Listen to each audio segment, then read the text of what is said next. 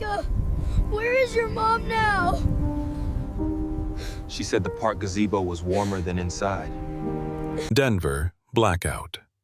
A shivering boy knocks, clutching a worn photo. In my cedar drawer waits the red scarf I promised a ghost. Why me? Why now? Snow clawed at the window panes as Lucas Vale stood alone in his Denver brownstone, the hum of backup power faint beneath the blizzard's roar. His reflection in the glass looked composed, tailored suit, calm demeanor, but his heartbeat betrayed him. For years, he had tried to outthink winter itself. Aurora Grid AI was supposed to predict every outage, dispatch every warming kit, stop tragedies before they began. Yet, as he gazed across the street at flickering lights, he felt the same helplessness that had once shattered his life. That night, 6 years ago, still lived behind his ribs. The storm, the hospital dispute, the silence that followed. Mara Quinn had disappeared with their newborn after a tangle of legal forms and a system that favored the loudest voices, not the truest ones. He buried himself in algorithms, coding warmth into data to atone for the cold he'd caused. Then, 3 sharp knocks. At first, he thought it was the wind jarring a shutter, but when it came again, soft, deliberate, uncertain, he froze. He opened the door, and a boy no older than 11 stood there, snow crusted on his lashes, cheeks flushed red from the cold. The child's voice trembled. "Sir, my mom said the man with blue eyes would give me a scarf. The warm kind. She said only he would make me warm again." Lucas blinked, disbelieving. "What's your name?" "Micah." The boy's lips quivered. "She said to find you if the wind sounded like a train." A chill that had nothing to do with weather ran through Lucas. That phrase, Mara's phrase? He'd said it once while wrapping a red scarf around her neck before she left his apartment for the last time. He ushered the boy inside, locking the door against the blizzard. The warmth from the gas hearth filled the room slowly. Lucas pulled a blanket from the sofa and draped it over Micah's shoulders. The boy's hands were stiff, his nails blue. "You walked here in this cold?" Lucas asked, keeping his voice even. Micah nodded. "Mom said our heat's out. She told me to keep moving till I saw this street. Said you'd know what to do." Lucas swallowed hard and opened the cedar drawer beside the fireplace, searching for any scarf he could find. But when his hand brushed soft red cashmere, his breath hitched. The embroidered corner caught the firelight. For L and our little star. He stared at the stitching, the familiar curve of the letters. It was the same scarf he had given Mara that last winter, the night she told him she might be pregnant. Micah's eyes lit up when he saw it. "That's the one. Mom said it looks just like that." Lucas's pulse pounded in his ears. "Micah, where's your mom now?" The boy looked toward the dark window. "Sleeping. She said the park gazebo was warmer than inside." His voice cracked. "She said I should find the blue-eyed man before morning." Outside, snow thickened into silence. Lucas wrapped the scarf around his hand like a vow he never meant to break. The fireplace crackled, its glow casting long, trembling shadows across the living room as Lucas crouched beside the boy. "You did the right thing coming here," he said softly. Micah's shoulders hunched under the blanket, his small fingers clutching a mug of broth so tight it rattled against the saucer. "She told me to go before the lights went out again," the boy murmured. "Said she'd be right behind me, but she didn't come." Lucas's jaw tightened. He tried to focus on logistics, locations, timing, the probability map of rolling blackouts, but his chest ached with something messier, older. "Micah, do you know your mom's full name?" "Mara Quinn," the boy said, almost whispering it. The name hit like a current through frozen veins.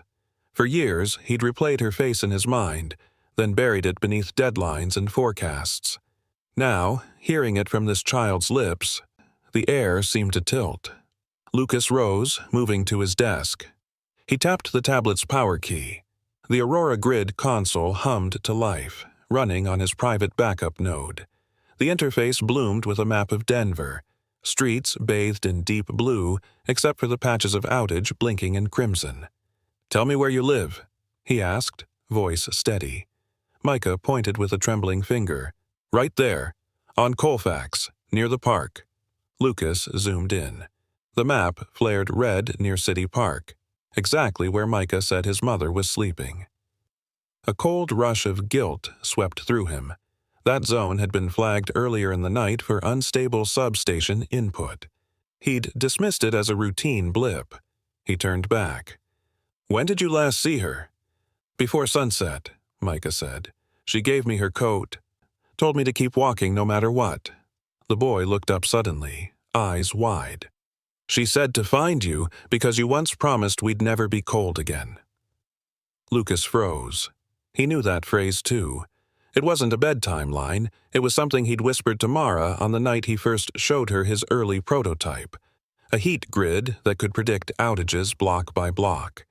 She'd smiled, touched the embroidered scarf, and said, "Then promise it's not just for the rich."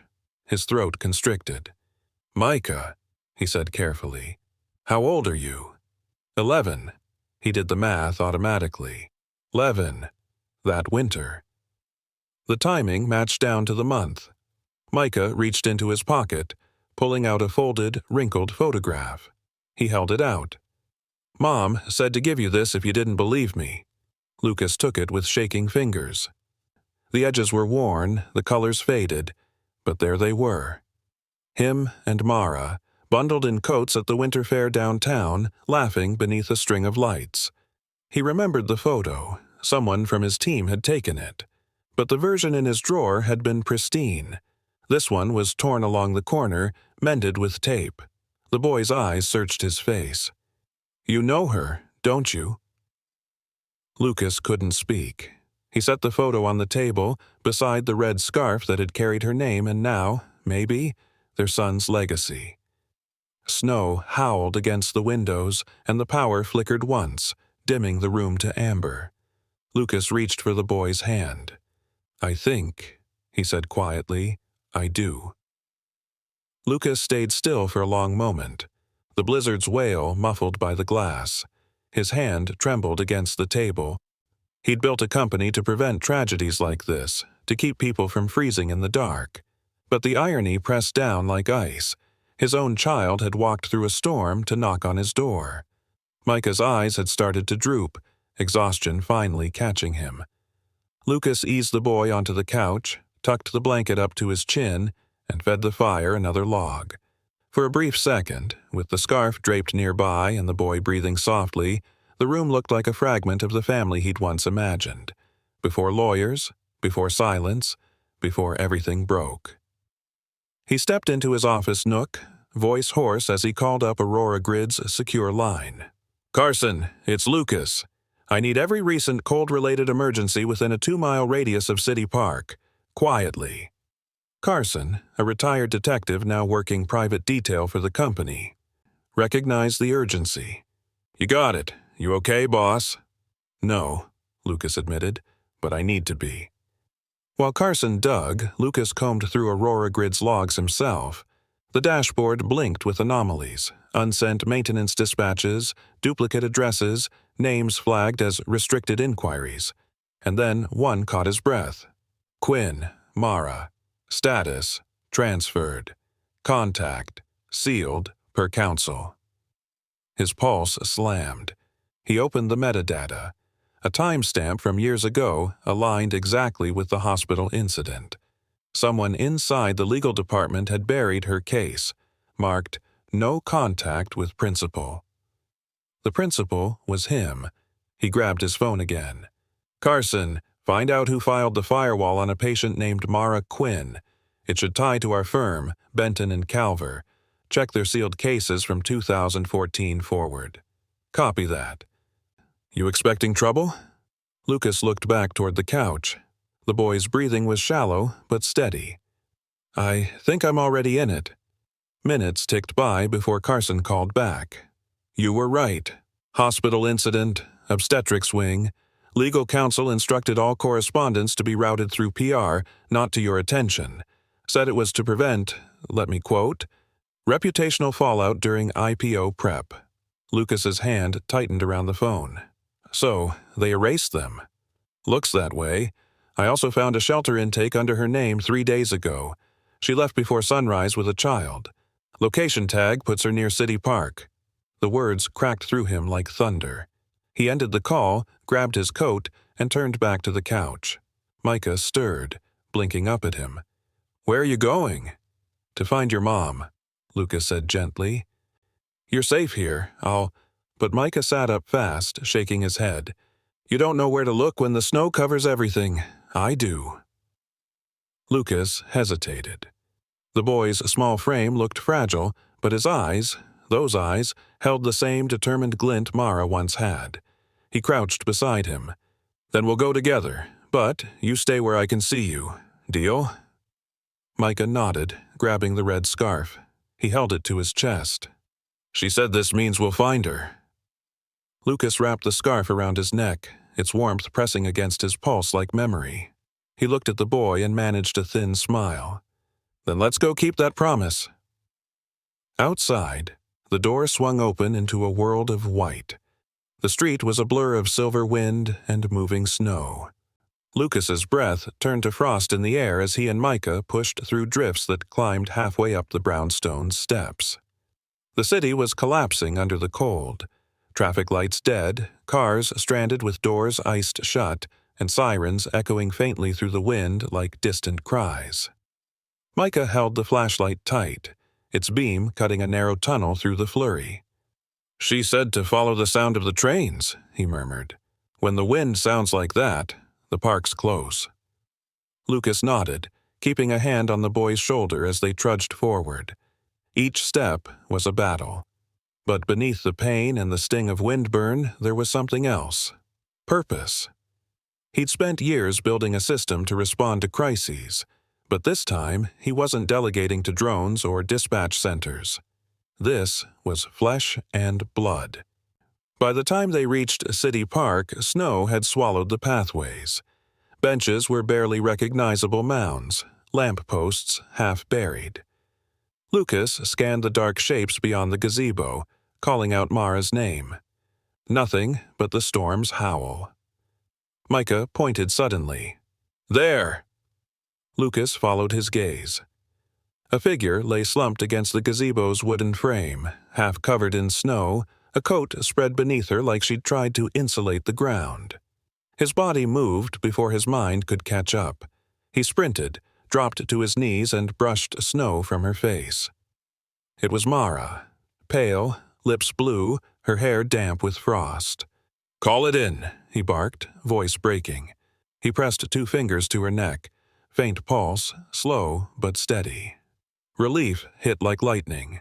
He tore off his gloves, cupped her cheeks, and whispered, "I should have found you sooner." Micah stood frozen beside him, tears blurring his eyes. She's alive," Lucas said, firm. "Barely. We're getting her out." He pulled off his coat, wrapping it around her, then scooped her into his arms. The red scarf slipped from his neck. Micah grabbed it, clutching it tight as they stumbled toward the road. Lucas hit his phone's emergency override, activating Aurora Grid's private rescue beacon. Within minutes, a snow-rated SUV with the company insignia cut through the storm, headlights piercing the dark. Inside, the paramedic team worked fast. Heated blankets, oxygen, vitals. Mara's eyelids fluttered but didn't open. Lucas held her hand, his voice low. "Hang on, Mara. I've missed too many winters already." Micah climbed in beside her, still holding the scarf.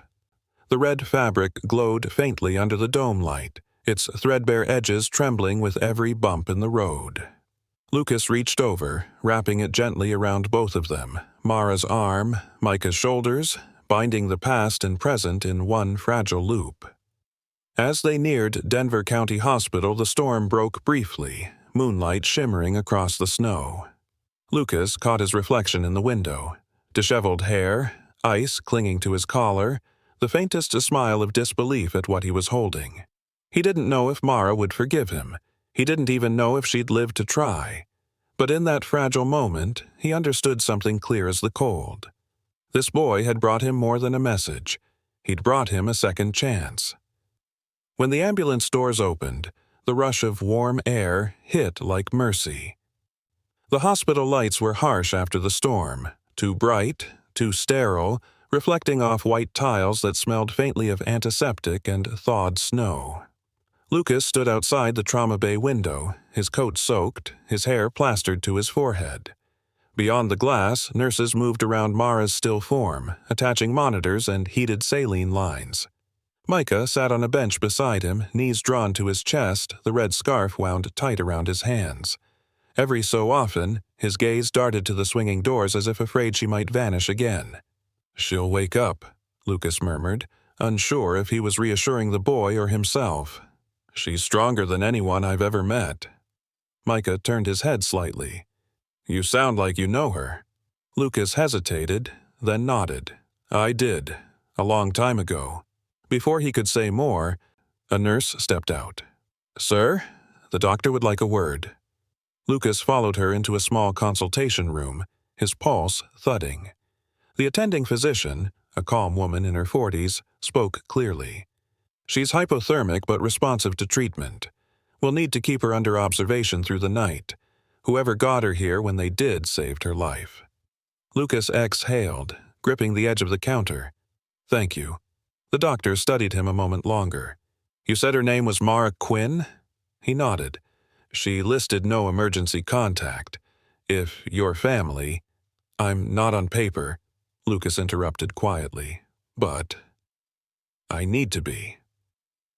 The doctor gave a small, knowing nod. "You can stay nearby, but let her rest. The boy, your son, I assume?" Lucas froze, caught.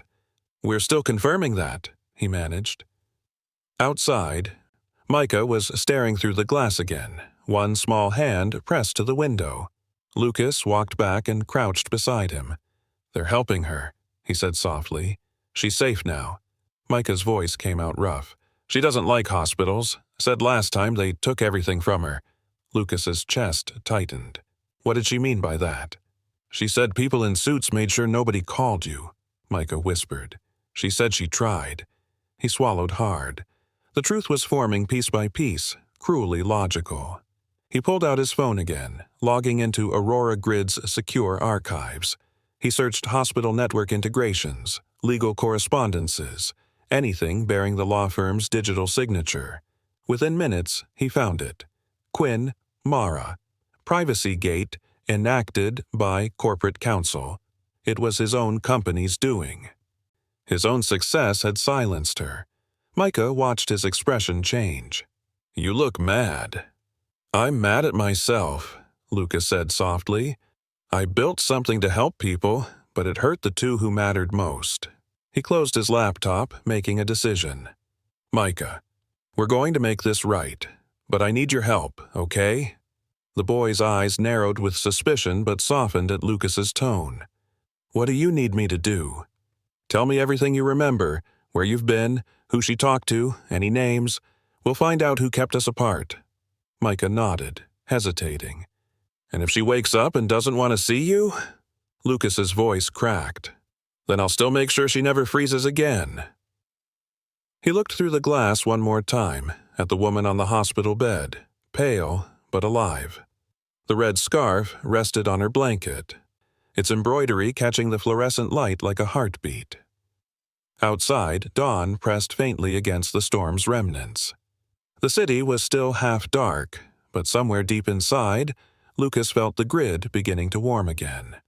By sunrise, the storm had eased, leaving Denver wrapped in white silence. The hospital's emergency generator hummed steadily, keeping the halls alive with muted light. Lucas hadn't slept. He sat in the family waiting room, a coffee gone cold in his hand, watching snow slide from the window ledge in slow motion. He had already sent quiet messages to Aurora Grid's legal and data compliance teams, flagging the sealed file linked to Mara's name. But he didn't trust them to tell the truth anymore. Instead, he called Carson again. "Run it deeper," Lucas said, voice low.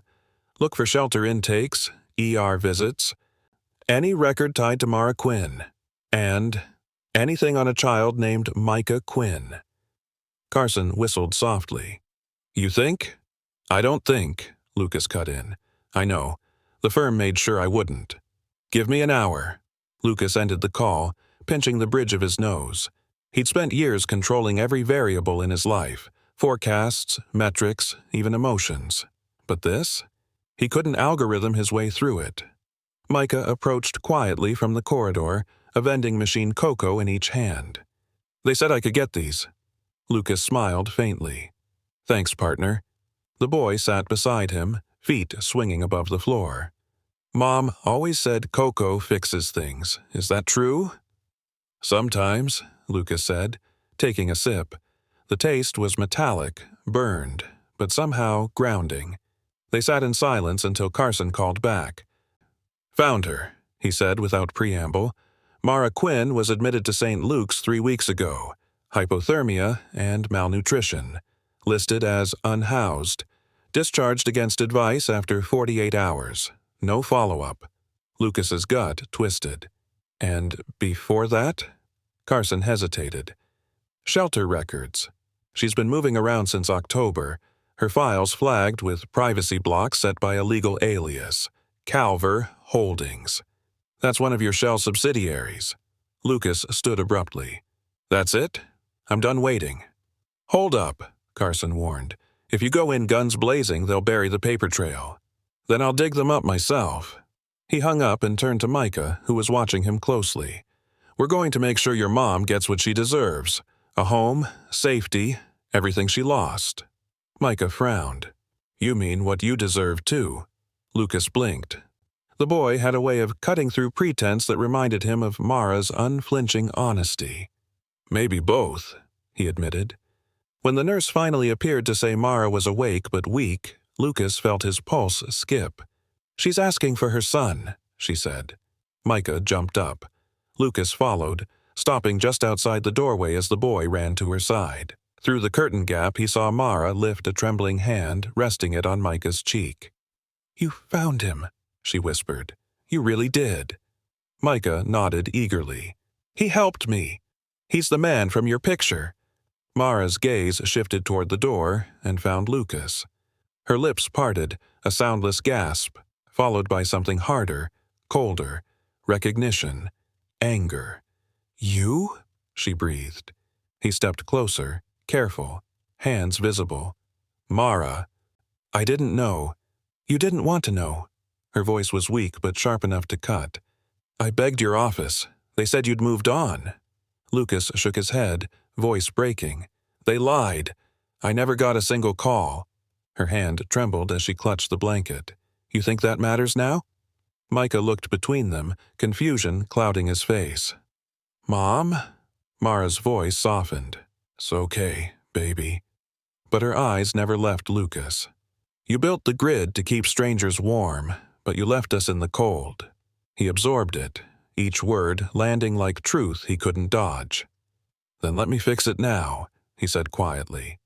Not with money, with care. Mara closed her eyes, tears slipping down her cheeks. For a long moment, the only sound was the rhythmic beep of her heart monitor. Finally, she whispered, You don't fix people, Lucas. You show up. That's all I ever wanted. And for the first time in years, he had no answer.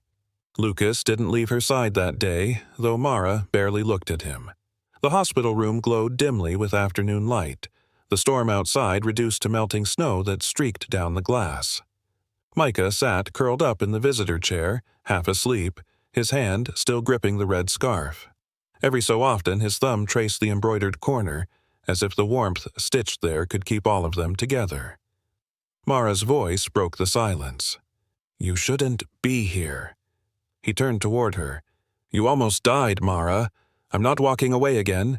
Her eyes were dull with exhaustion, but the edge in her tone was unmistakable. You already did. You let them decide for you. You let a system erase us. Lucas's throat tightened. I thought you'd moved on. They told me you didn't want contact after what happened at the hospital. She laughed softly, a brittle, painful sound. I wrote you letters for months. Every one came back marked undeliverable. I called your office until they blocked my number. When the lawyer told me you'd authorized it, I stopped." He felt the words like frost along his spine. "I didn't authorize anything. I know that now." She glanced toward Micah. "But try explaining that to a child who asks why his father built heaters for the world but never came for him." Lucas lowered himself into the chair beside her bed, his hands clasped. "I can't change what happened, but I can be here now." Mara stared at him for a long moment, then looked away. "You think showing up once erases 11 years? No," he said softly. "But maybe it starts something that lasts longer than one night." Her silence wasn't agreement, but it wasn't rejection either. A nurse entered to check Mara's vitals, glancing between them. "She's improving," she said gently. "We'll keep her another day for observation. The boy can stay with her tonight." Micah stirred at that, blinking awake. "Can he stay too?" he asked, pointing at Lucas. Mara's gaze flickered. "He has work." Lucas shook his head. "Not tonight." When the nurse left, he turned his tablet around so both of them could see. The Aurora Grid outage map filled the screen. Bright grids of color spreading across the city, showing restored zones and dead ones.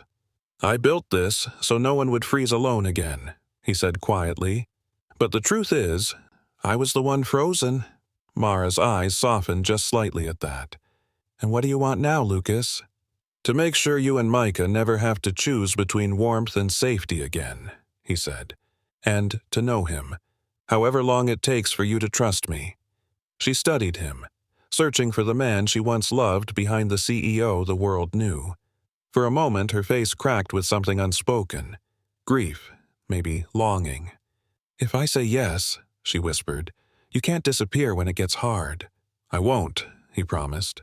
The door opened slightly, Carson holding a file envelope. "Sorry to interrupt. Thought you'd want this." Inside were printouts, legal records, timelines, the communication firewall that had silenced Mara's calls. Lucas scanned the pages, jaw tightening. "They blocked her, forged my consent, and buried the paper trail under PR claims." He looked up. "I'll deal with this, personally." Mara's expression was wary. "Revenge won't change what we lost." "No," he said, "but accountability might stop it from happening to someone else." Micah tugged on the red scarf, wrapping it around both their hands. "Then start now," he said quietly. The three of them sat in fragile quiet, the hum of the heater steady, the scarf's warmth pulsing between them. Lucas looked at Mara and whispered, "We start with truth." By the next morning, the snow had settled into glittering stillness across Denver's rooftops. But inside the hospital room, tension still hung like fog. Mara's vitals had stabilized. Her cheeks had regained a hint of color. Yet, when Lucas arrived with breakfast, she wouldn't meet his eyes. Micah, meanwhile, was awake and restless. "Can we go home now?" he asked, tugging gently at Mara's sleeve. Her hesitation was small but visible. "We don't really have one right now, baby." Lucas crouched down beside the bed. "You will, both of you. I'll handle the housing, no strings attached." Mara's voice was quiet but sharp. "Everything from you comes with strings, Lucas." He didn't argue. Instead, he reached into his coat pocket and placed a folded document on the table beside her water cup. "This isn't a contract," he said softly. "It's an apology and a choice." She looked at the paper, but didn't touch it. "I'm asking you and Micah to stay with me at my home," Lucas continued, "just until you're strong enough to decide what's next. You'll have your own rooms, your own privacy, no press, no board interference, just warmth and safety." Mara's eyes narrowed. "And what happens when the cameras find out? When your investors decide we're bad optics again?" Lucas took a slow breath. "Then I'll choose you over them." She gave a weary laugh, disbelieving. "You expect me to believe that?" He leaned closer, voice low and firm. "I've already put in motion a full review of every decision that kept you from reaching me. Legal, PR, compliance, all of it. I'm not asking you to trust me yet, just to see that I'm trying." For the first time, her anger seemed to falter, replaced by something smaller, sadder. "You don't have to save us, Lucas. Just don't disappear."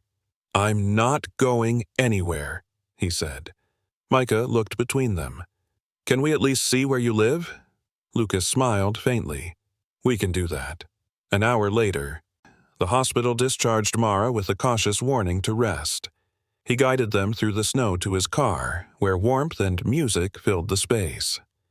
Micah pressed his face to the window as they drove through the city, marveling at the restored power grids flickering back to life, lights that Lucas's algorithms had helped rekindle overnight. When they pulled up to the brownstone, Mara froze. "This place looks like a museum," she murmured. "It's too quiet most nights," Lucas admitted. "Could use some noise." Inside, the difference hit them immediately. Heat, the smell of cedar and cinnamon, the hum of hidden machinery keeping everything perfectly temperate. Lucas took Mara's coat, helped her to the couch, then turned to Micah. "Want to see something?" He led the boy to his study, activating the wall display, a massive map pulsing with color. "This is Aurora Grid," Lucas explained. "Every light means a home kept warm. Every dark patch means we need to help faster." Micah's eyes widened. "You can see the whole city?" Lucas nodded. "And fix it, if we're careful." The boy stared at the glowing dots. "Then maybe we can fix people too." Lucas froze at the words. He looked at Micah, those same blue eyes, that same spark of compassion, and felt something shift inside him. That evening, after Mara had fallen asleep on the couch, Lucas sat by the fire with Micah. "You're not scared anymore?" he asked. Micah shook his head. "Mom said if I ever found you, I'd never be cold again." He hesitated, then added softly, "You keep promises, right?" Lucas's throat tightened. "This time, I do." Micah smiled faintly, then curled up against the armrest, the red scarf still in his hands. The embroidered letters shimmered in the firelight. "For Elle and our little star." Lucas whispered to the sleeping boy, "You're my star now." Outside, wind rattled the windows, but inside, warmth finally held. The following morning, sunlight spilled through the tall brownstone windows, gilding the living room in soft gold. Mara stood by the fire, still pale but upright, wearing one of Lucas's oversized sweaters that hung loose on her frame. The red scarf rested on the mantel, drying beside her tea. Micah sat cross-legged on the rug, sketching on tracing paper, a habit he'd picked up watching Lucas work. His small fingers traced the city map Lucas had printed overnight, connecting dots with colored pencils. "Each dot is a house. Right?" Lucas nodded from the kitchen island where he was pouring coffee. "Correct. Every line shows which homes share a grid circuit. The AI predicts which ones might lose power next." Micah looked up. "Can it predict people too? Like when someone's about to give up?" The question made both adults still. Mara's eyes flickered toward Lucas. "He's always been curious," she said quietly. Lucas smiled, a little sad. "I'd like to think it can't, Micah. That's what makes us human. We get to surprise each other." Mara sipped her tea, studying him over the rim of her cup. "You've changed," she said finally. "You used to think everything could be solved with code." He met her gaze evenly. "And you used to believe people could thaw." Her lips twitched. "Maybe we were both right and both wrong." The silence that followed wasn't awkward. It was fragile, almost gentle. By mid-morning, Mara insisted on checking the apartment they'd been staying in before the outage. "We left some of Micah's things there," she said. "I don't want him thinking they're gone." Lucas offered to drive them. The roads were still slick with refrozen slush, the air brittle and bright. When they reached the old building on Colfax, the sight hit him hard. Boarded windows, blackened heater vents, and eviction notices plastered on the lobby wall. Mara bent to pick up a fallen photo frame near the door, her and Micah smiling in front of a snow-dusted playground. The glass was cracked straight through their faces. "We were supposed to move out before the storm," she whispered. I was saving for the deposit. Lucas stepped beside her. You shouldn't have had to survive like this. She turned to him sharply. Don't pity me. I kept him alive. That's what mattered. I know, he said quietly. You did more than I ever did. Micah tugged her sleeve. Mom, can we go? It's cold here. She nodded and let Lucas guide them back to the car. As they drove, she finally asked, What happens now? You find us a house, the press finds you, and it all falls apart again? Lucas tightened his grip on the wheel. Not this time. I'm making everything public. What the lawyers did, what I didn't do. They silenced you to protect me, and I let them. I'm not hiding that anymore. Mara blinked, startled. You'd ruin your career for this? I'd rather lose a title than lose another winter with my son. The words landed with a quiet finality. Even Micah went still. Back at the brownstone, Mara helped Micah hang his damp jacket by the fire. Lucas watched them, the domestic ordinariness almost surreal. You both can stay here as long as you need, he said softly. No conditions, just stay. Mara hesitated, then looked at Micah, who had already begun exploring the shelves of model drones near the fireplace. She exhaled. Trial week, she said finally, if you can handle that much honesty. Lucas nodded, relief washing through him. Deal. Later that evening, Micah sat at the window sketching again. Mom, he said, if we stay here, do I get to help fix the grid with him? Mara smiled faintly. Only if you finish your homework first. Lucas chuckled. That's the same rule I grew up with. As the fire popped softly, Mara reached for the red scarf on the mantel, running her fingers over its embroidery. You kept it all these years, she murmured. Lucas met her gaze. It was the only warmth I had left. The scarf's reflection glowed in the window, bright as a promise reborn. That evening, Denver's skyline shimmered beneath frost and streetlight haze. Inside the brownstone, warmth hummed steady. Fire in the hearth, cocoa on the counter, faint music from an old radio that Mara found tucked away on a shelf. It was the first night in years she hadn't had to ration heat. Micah was sprawled on the living room floor, surrounded by tracing paper and crayons. Look, he said proudly. I drew our house on the map. Lucas crouched beside him. You even marked the brownstone. And what's this circle? Micah grinned. That's the gazebo, the place we found Mom. For a moment, all three fell quiet. Then Lucas reached into the drawer by the fireplace and pulled out a second scarf, a half-finished twin to the red one. I never told you, he said softly. I bought two that winter. I meant to give her the second one when our baby was born. Mara looked up from her chair, surprise flickering across her face. You kept that too? He nodded. Couldn't bring myself to finish it. Micah reached for the fabric, running his fingers along its frayed edge. Can we finish it together? Lucas met Mara's gaze. She hesitated, then smiled faintly. Maybe that's a good idea. The boy beamed, carefully threading a needle from the sewing kit Lucas fetched from the hall closet. His small hands trembled slightly, but his concentration was fierce. He looped red thread through the wool, whispering each letter as he stitched. For L and M and our little star. Lucas's throat tightened. You even added yourself, he said quietly. Micah grinned. It's our family, right? Mara's eyes glistened in the firelight, her fingers tracing the completed words. For the first time, her touch lingered on Lucas's hand instead of flinching away. You always used symbols to fix what words couldn't, she murmured. Guess it's my turn to listen. He exhaled, the air trembling between them. Then let me say the words now. I missed you, Mara. I missed everything we could have been. She looked at him for a long moment. And yet you found us anyway. Before Lucas could reply, his phone vibrated, an alert from Aurora Grid. He glanced at the screen. Another outage, he said. 3 pods down near the south corridor. Mara frowned. You have people for that, don't you?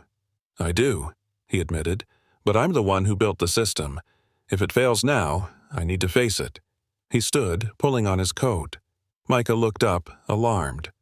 "You're going out there? It's still freezing." Lucas knelt, placing both hands on the boy's shoulders. "This city is full of families like yours were last night. I can't ask my team to do what I wouldn't." Micah bit his lip. "Then take this." He wrapped the red scarf around Lucas's neck, knotting it tightly.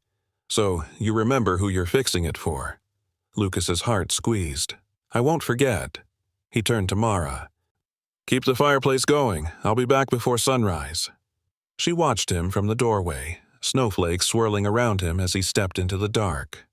"Lucas," she called softly. He turned. "Don't just save the city. Save yourself too."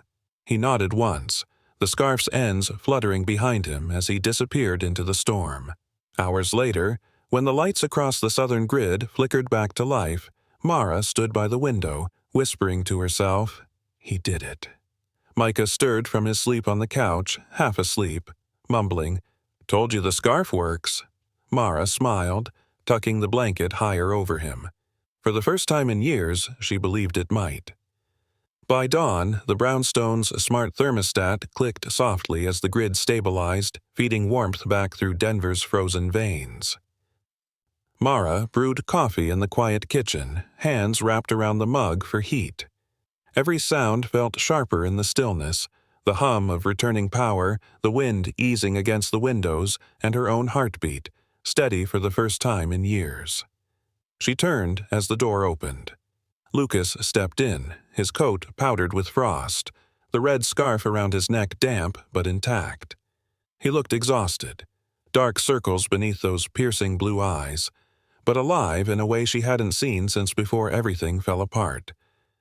Micah bolted upright from the couch. "You fixed it!" Lucas smiled faintly. "We did. The pods are running again. No one froze tonight." Micah threw his arms around him, the scarf tangling between them. Lucas froze, startled, then wrapped the boy tight. The embrace was small and fierce, like something that had been waiting 11 years to happen.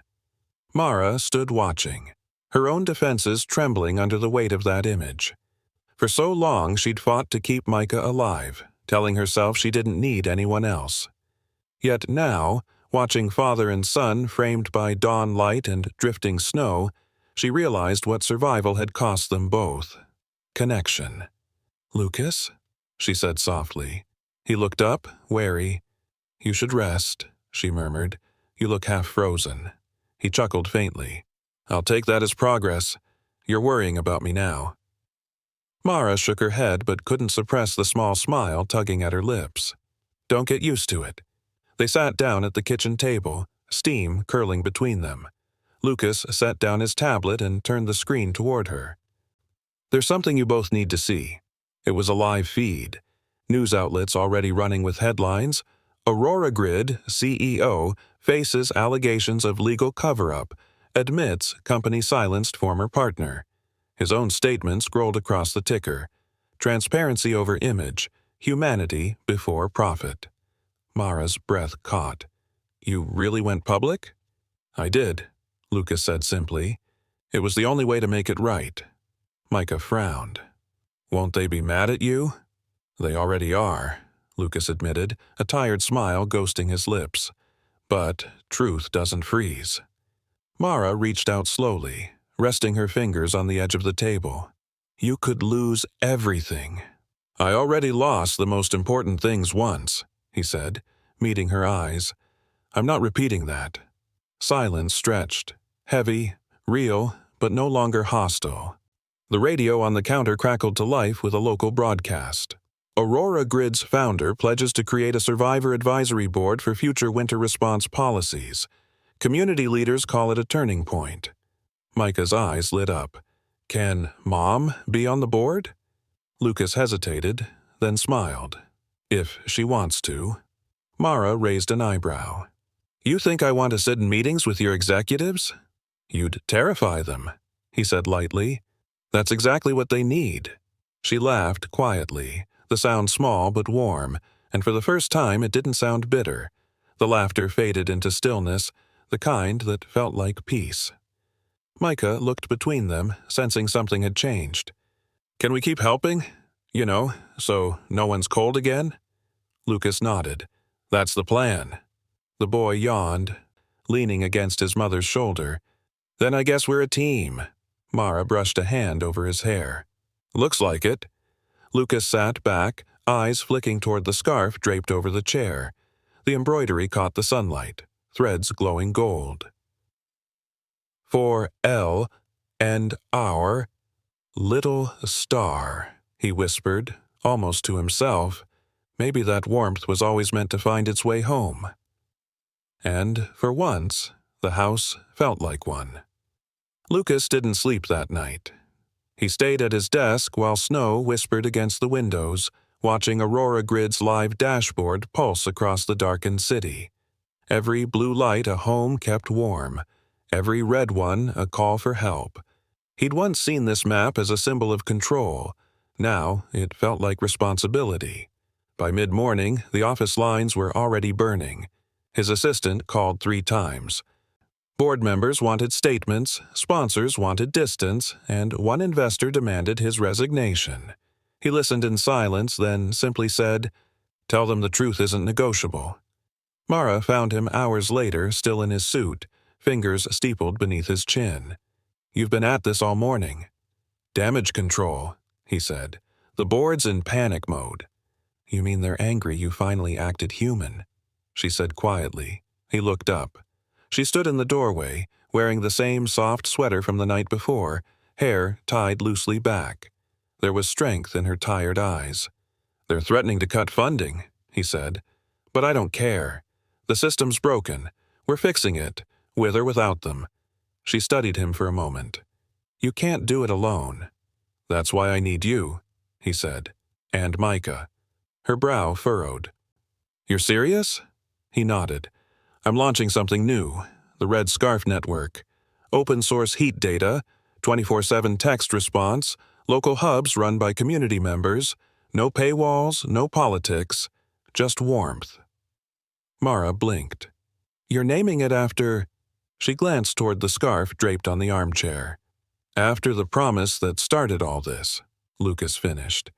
"I want people to know where it came from, that it wasn't born in a lab, it was born on a doorstep." She exhaled, stunned. "Lucas, that's beautiful." He smiled faintly. "I'll need a field director, someone who knows what it's like on the ground, someone who's lived the gap between policy and people." Her eyes widened. "You're asking me?" "You kept Micah alive when the system didn't," he said simply. "That's leadership." Before she could answer, a news alert flashed on his screen. Aurora Grid CEO faces recall vote. Underneath, a photo of him holding the red scarf outside the hospital the night before. The caption read, "Charity or PR stunt." Mara stepped forward, reading over his shoulder. "They're twisting it." "I expected that." He closed the tab. "Let them." "What will you do?" she asked. "Face them." A knock sounded at the door. Micah poked his head in, holding 2 mugs of cocoa. "Are we in trouble?" he asked, small but steady. Lucas crouched, meeting his son's eyes. "Not if we tell the truth and keep trying to help." Micah handed him a mug. "Then we'll help too." Mara brushed her thumb across Micah's hair, then looked back at Lucas. "You're going to the press, aren't you?" He nodded. "No more statements from lawyers. Just me, the truth, and the scarf." She hesitated, then said softly, "Then take us with you." He blinked. "You'd stand beside me after everything?" "Because if we don't," she said, "they'll write the story for us." Later that afternoon, the 3 of them stood together at a community press event in front of Aurora Grid's downtown headquarters. Cameras flashed. Snow began to fall again. Lucas stepped up to the microphone, the red scarf looped once around his neck. Mara and Micah stood at his side. "This company began as a way to fight the cold," he said. "But somewhere along the way, I forgot what warmth was really for. This scarf was once a gift between 2 people. Now, it's a promise to every family that no one should freeze unseen." The crowd went silent. No shouts, no skepticism, just the quiet hum of cameras capturing a man reclaiming his humanity. Behind him, Mara reached for Micah's hand. For the first time in years, they weren't running from the cold. They were standing in it, together. The press conference rippled across Denver by evening. Within hours, footage of Lucas, Mara, and Micah standing beneath falling snow dominated the airwaves. Some called it damage control, others redemption. But to those who had walked through nights like theirs, families sleeping in cars, parents shielding children under blankets that froze stiff, it meant something deeper. Someone in power was finally listening. Inside the brownstone, the aftermath was strangely quiet. Mara sat curled on the couch, watching the coverage replay. Micah dozed against her shoulder, the red scarf draped over them both. Lucas emerged from his office, sleeves rolled, tie loosened. He looked exhausted but lighter, like a weight had shifted off his chest. "The board meeting's over," he said. "They're giving me one chance, under oversight." Mara frowned. "Oversight by who?" He smiled faintly. "By the people. Community leaders, shelter advocates, survivors. You're on the list, if you'll take it." Her brow lifted. "You mean that?" "Every word." She studied him for a long moment, as if searching for cracks in the sincerity. Finally, she said, "You really are done hiding, aren't you?" "I'm done living behind glass," he said quietly. "I want the kind of warmth that doesn't depend on weather or titles." Micah stirred and blinked awake. "Did we win?" Lucas crouched beside him, smiling. "I think we just started." The next few days blurred into motion. Lucas opened Aurora Grid's internal data to independent auditors, disclosing every withheld report and every silenced complaint. The Red Scarf Network launched within 72 hours. Mobile warming pods now linked to neighborhood scarf hubs in libraries and schools. Volunteers began distributing thermal wraps and smart tags that sent alerts when body temperatures dropped too low. At the launch event, Mara addressed the crowd, her voice steady, sure. "I used to think the system forgot people like us," she said. "But it doesn't have to. Warmth isn't a number, it's a hand extended in the cold." Lucas stood beside her, silent but proud. The applause was small at first, then grew, rippling through the gathered crowd like heat spreading through the air.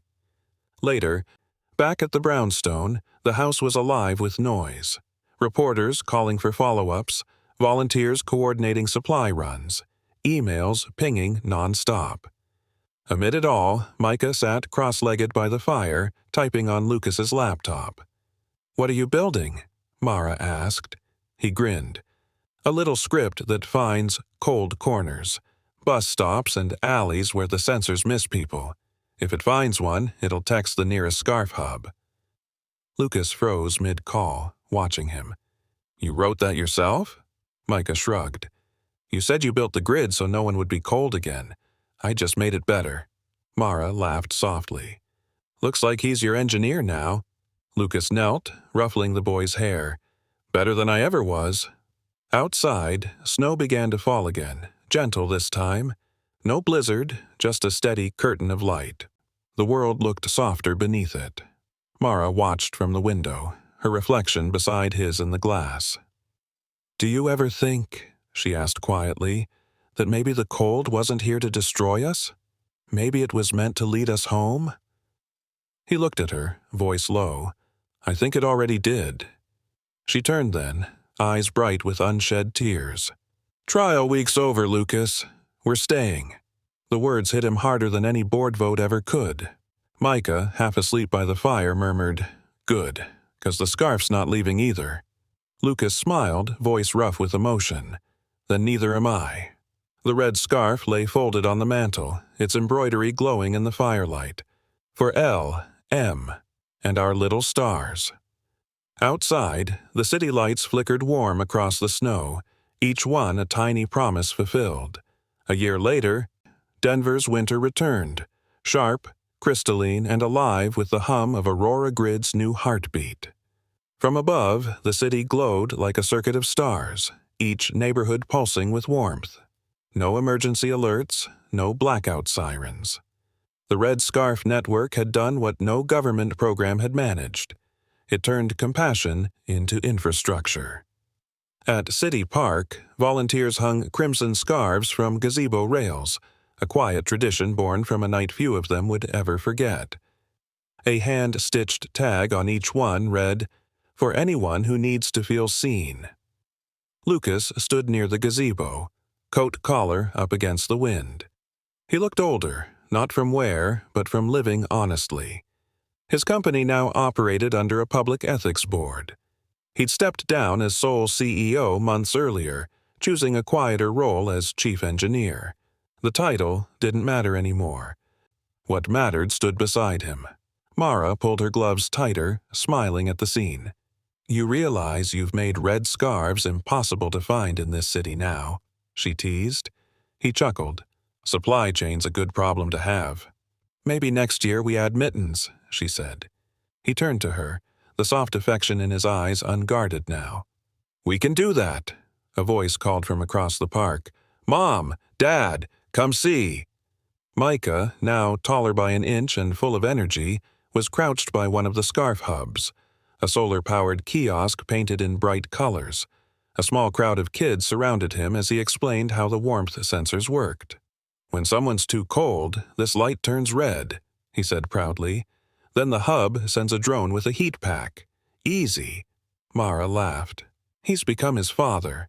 Lucas shook his head. "No, he's better." As they reached Micah, the boy waved them closer. "Look what we made," he said, pointing at a new sign mounted above the hub. "The Vale Quinn Promise Station." Lucas's throat tightened. "You did this?" Micah nodded. "Everyone helped. Mrs. Alvarez from the shelter said it should have your names on it. All of them." For a moment, Lucas couldn't speak. The winter wind brushed past, carrying laughter, the smell of coffee from a nearby stand, and the muffled sound of a guitarist playing Silent Night. Mara reached into her coat pocket and pulled out a folded piece of fabric, the original red scarf, worn thin but carefully mended. "It's yours," she said, handing it to Micah. "You started all this the night you knocked on his door." Micah wrapped it around his neck and grinned. "Then it belongs here." He tied it gently to the gazebo rail, letting it flutter in the wind. Lucas placed a hand on his son's shoulder, his voice quiet but sure. "That's exactly where it belongs." They stood there for a long while, watching as other families approached, hanging scarves of their own. Some new, some frayed, all red. The city that once froze had learned how to keep itself warm. When the sun dipped low and the sky turned a faint gold, Mara slipped her arm through Lucas's. "You kept your promise," she said softly. He looked at her, eyes glistening. "No," he whispered. "We kept it." She smiled, leaning into him as snow began to fall again, slow, gentle, forgiving. And beneath the last light of day, a single red scarf danced against the cold, its threadbare ends glowing like embers, proof that even in the deepest winter, warmth remembered always finds its way home.